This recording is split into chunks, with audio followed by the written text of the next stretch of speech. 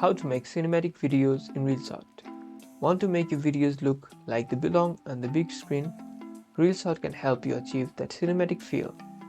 This guide will cover key techniques to elevate your footage from ordinary to epic. For a classic cinematic look, set your project's aspect ratio to widescreen like 16:9 or even 21:9 if Reelshot supports it. This often adds subtle black bars, enhancing the movie feel. You can find this in canvas or ratio settings.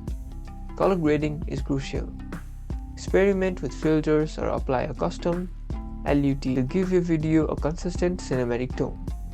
Usually a slightly desaturated or specific color tint. Also strategically use slow motion for impactful shots. Go to speed and select 0.5x or slower on key moments.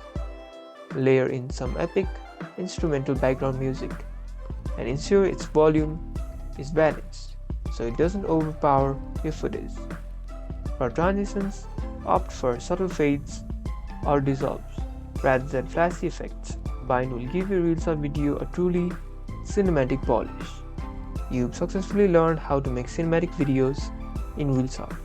Transform your footage into a masterpiece. Like and subscribe for more Reelshot pro tips.